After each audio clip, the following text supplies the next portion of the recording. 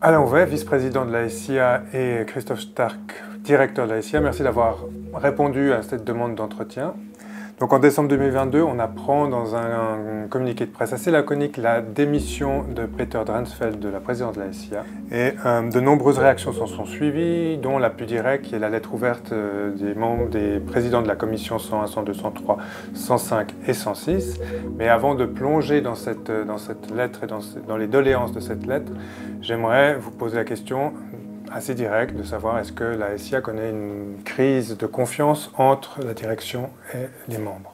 Je ne crois pas que nous vivons une crise de confiance. Je crois qu'il y a des questions légitimes, des questions que nous partageons. Si nous ne nous étions pas posé des questions suite à la démission de notre président, je crois qu'on aurait manqué quelque chose. Nos délégués, nos présidents de commission nous ont interpellés sur la gouvernance de notre association. Ces questions, elles rejoignent une thématique qu'on a déjà anticipée depuis plusieurs mois et qui a fait l'objet de notre retraite de février. Nous sommes 7 nouveaux membres élus en 2 ans. C'est un défi en matière de continuité, c'est aussi une opportunité avec des nouvelles idées, des nouvelles dynamiques, de manière à développer notre gouvernance, développer notre association vers plus d'agilité, vers plus d'inclusion. Ja, ich glaube, ich kann da nur ergänzen, oder? Ich glaube, dass das große Bedürfnis der Mitglieder ist einfach nach Transparenz. Wir haben eben sehr wortkarg eigentlich kommuniziert und da ist es eigentlich klar, dass die Reaktion kommt, ja, wir wollen mehr darüber wissen, oder? Und wir wollen auch wissen, wo sind wirklich die Ursachen. Si on prend les doléances de cette lettre ouverte des commissions, elles sont assez claires et assez précises. Donc, la première est la réintégration de Peter Dransfeld. Et là, on comprend que c'est pas à l'ordre du jour et que c'est pas possible. Également, la clarification et les raisons de cette séparation. On comprend aussi que vous êtes liés contractuellement à la confidentialité. Par contre, il y a un point où j'aimerais vous entendre, c'est sur la demande de la création d'une commission de gestion pour accompagner justement ces changements ou ces changements d'organisation. Est-ce que vous allez créer une commission de gestion au sein de la SIA? Oui, elle est en cours. Nous avons formé un groupe de travail dans lequel sont représentés les délégués de nos groupes professionnels, les délégués des sections, la coordination romande et la coordination alémanique et 2 représentants du comité, pour un groupe de travail qui prépare en fait un règlement pour une commission spéciale qui sera chargée d'étudier les raisons de la démission de Peter Dransfeld. Ces conclusions qui sont attendues à l'automne lors de notre forum, elles pourront aussi alimenter notre réflexion par rapport à la manière dont nous vivons la gouvernance de notre association. Cette commission spéciale, est-ce qu'elle va perdurer à la fin de ce rapport? Alors les statuts actuels de la SIA ne prévoient pas cet organe. C'est donc un mandat du comité de créer cette commission spéciale qui est une commission qui est éphémère, dans le sens où elle va rendre son rapport et puis ensuite elle sera dissoute. Peut-être le point, à mon avis, crucial de cette lettre ouverte, c'est la question de la structure organisationnelle et décisionnelle de la SIA, où là, justement, vous l'avez dit avant, on demande plus de transparence et plus d'ouverture et plus de participation. Et selon vous, est-ce que l'organisation actuelle répond à ces exigences de transparence et de participation? Je crois que c'est important de dire, premièrement, que participation et direction ne sont pas antinomiques. Au contraire, la direction de notre association, elle doit s'appuyer et s'enrichir de la consultation de nos membres et de nos délégués, avec notamment l'organisation des rencontres semestrielles avec les délégués, le forum et la conférence des sections, ainsi que la mise en place d'organes de coordination des sections romandes et des sections alémaniques, la CORO, la CODES. Je crois que la SIA, ces dernières années, elle a augmenté, elle a valorisé ce processus de consultation. Donc je crois que la structure organisationnelle, elle est de la SIA, elle est forte, elle est éprouvée, elle est robuste.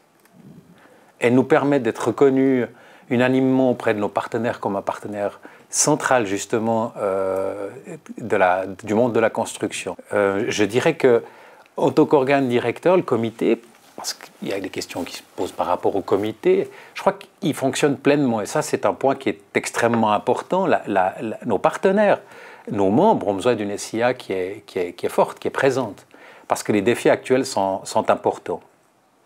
Urs Riedem et moi-même avons repris la coprésidence dès la démission de Peter Dransfeld, de manière à poursuivre cette direction stratégique qui est le premier devoir de notre Komitee.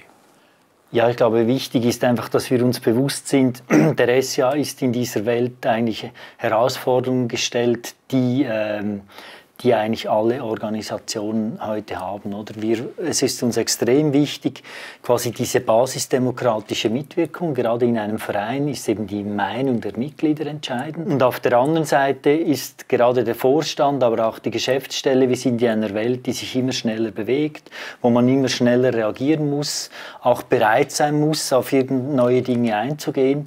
Und das ist natürlich so ein bisschen ein Spagat oder ein Konflikt zwischen diesen Dingen. Donc de manière très concrète, quelles sont les prochaines grandes étapes? La première chose, c'est qu'on a rencontré nos délégués, parce que c'est nos interlocuteurs directs. On a débattu avec eux, on a décidé ensemble de créer cette transparence et de former cette commission spéciale. On a également rencontré les présidents des règlements que vous avez cités, parce que ce sont aussi des acteurs centraux de notre association. J'ai parlé tout à l'heure de nos délégués, niveau section, niveau professionnel. Je crois que les commissions de la SIA qui établissent les normes et les règlements sont des piliers centraux de notre association. Et c'est pour ça que nous avons également rencontré, de manière à leur expliquer la démarche qui était en cours. Et je crois que ça répond à leur attente de demande de transparence. Je crois qu'on est tous d'accord là-dessus.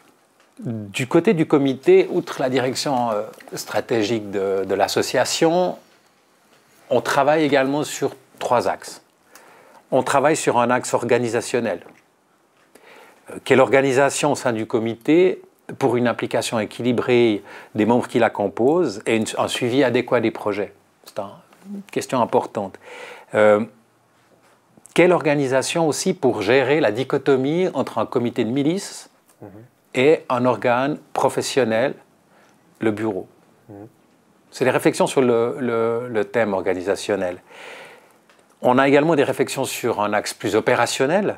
Comment optimisons-nous le temps que nous avons à disposition en tant que miliciens pour diriger notre association, pour travailler ensemble efficacement et de manière harmonieuse? Et puis, quelles limites d'implication d'une structure stratégique, quelque part, dans l'opérationnel? Enfin, on travaille sur un axe de communication. Comment optimiser la communication au sein d'un comité, avec le bureau, avec sa direction, mais également aussi comment communiquer avec nos membres, nos délégués, nos membres de commission, de manière à les impliquer dans nos réflexions. Die Frage war ja vor allem auch nach Strukturen. Oder? Haben wir die richtigen Strukturen oder nicht? Der Vorstand, aber auch wir von der Geschäftsstelle sind der Meinung, es ist aktuell, haben wir eigentlich nicht eine Frage der Strukturen, des Organigramms des SIA. Das ist komplex, aber wir haben diese verschiedenen Aufgaben, die wir wahrnehmen müssen. Und es geht im Moment eigentlich sehr viel mehr darum, wie füllen wir diese Strukturen mit Leben, also quasi wie sind die Abläufe, wie arbeiten wir zusammen. Und da gibt es natürlich verschiedene Ansätze. Eben das eine ist, wie schaffen wir kürzere Wege, schnellere Entscheidungen zwischen der Geschäftsstelle und dem Vorstand beispielsweise, mit den verschiedenen Gruppen. Die haben wir in den letzten Jahren bereits intensiviert. Wir sind der Meinung, wir sind da eigentlich auf einem guten Weg. Aber da müssen wir natürlich jetzt weitergehen und das intensivieren. Und schlussendlich auch die Kommunikation im Vorstand, so wie Alain gesagt hat, oder diese unterschiedliche Geschwindigkeit zwischen dem professionellen Teil der Geschäftsstelle und der Miliz. Da sind wir auch der Meinung, es wäre wahrscheinlich sinnvoll, wenn wir in kürzeren Abständen Informationsaustausch pflegen, unabhängig von den bisherigen Sitzungen des Vorstands. Und da ist auch im Moment die Diskussion, wie könnte so etwas aussehen. Est-ce que vous ne pensez pas aussi qu'il s'agit d'un problème de communication, de gestion de crise en fait? Est-ce que par moment, il ne serait pas plus simple d'évoquer les divergences qui ont amené à cette rupture? Schlussendlich war es der Wunsch auch von Peter Dransfeld, wie die Kommunikation aussehen soll. Ich verstehe das Bedürfnis, es wäre einfacher, einfach hinzugehen, so und so ist es. Aber wir haben gemeinsam beschlossen, dass wir uns da zurückhalten. Oder? Aber meiner Meinung nach ist gerade diese Spezialkommission, soll ja eigentlich alles anschauen und dann ein Feedback geben. Und auch das, was vertraulich bleiben soll, bleibt dann eben vertraulich und andere Dinge kann man dann zusätzlich kommunizieren. Weil ich glaube, es ist ganz klar, Kommunikation ist ein unglaublich wichtiges Instrument in dieser Situation. Oder? Kommunikation ist so oder so immer mehr das wichtigste Führungsinstrument. Oder? Und ich glaube, das ist ganz klar, dass es da ein Bedürfnis gibt. Und ich hoffe natürlich, dass man eben mit Hilfe dieser Kommission dann zu Antworten kommt oder zumindest eine breiter abgestützte Meinung, dass wir auf dem richtigen Weg sind. Le rapport sera rendu quand? Le rapport sera rendu au forum. Ça veut dire fin septembre. Et donc, il sera rendu public à tous les délégués. C'est comme dans tous les rapports des commissions d'enquête. Vous avez un premier niveau où effectivement la commission aura accès à tous les documents et puis posera les questions qu'elle estime nécessaire de poser. Elle fera les recommandations qu'elle pense par rapport à l'organisation de notre société, notre association.